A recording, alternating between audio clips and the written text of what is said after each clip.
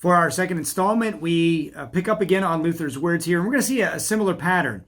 Just as in baptism, Luther started with the basics. What is it? So too we follow the same in our last installment and videos for the Lord's Supper. Luther just says, well, what is it? Well, what does the Bible simply say? Now he talks about, well, what are some of the benefits of eating and drinking, just as he talked about some of the benefits of baptism. So here we go. What is the benefit of this eating and drinking of the Lord's Supper, Holy Communion? He says these words, given and shed for you for the forgiveness of sins, show us that in the sacrament, forgiveness of sins, life and salvation are given us through these words. For where there is forgiveness of sins, there is also life and salvation. I love what Luther says there. He just quotes the Bible, given and shed for you for the forgiveness of sins. These are Jesus' words in Matthew, Mark, Luke, and the Apostle Paul's teaching on the Lord's Supper. Forgiveness of sins. If the forgiveness of sin is there, then Christ, he must be there, as he says.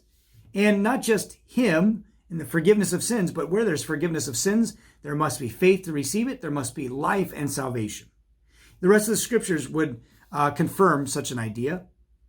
And so we're going to kind of further ourselves along in understanding the importance of recognizing what we truly receive, such great things in the forgiveness of sins in the Lord's Supper.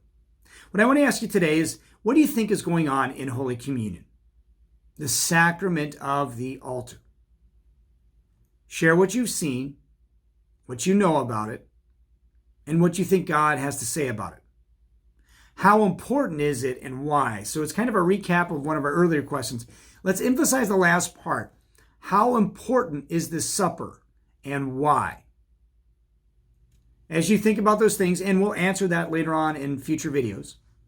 2 Corinthians 4:18 to guide us. We fix our eyes not on what is seen, but on what is unseen.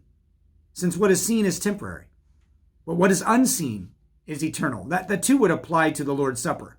We focus not so much on just the outward eating, bread and wine, but on what Christ promises eternally is being offered through such humble earthly elements.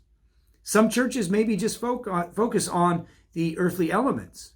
Say it's something they do for God, and God isn't really promising much in there, if anything, and doing anything in it. We see the opposite to be true. We focus more on what God said he's offering in that.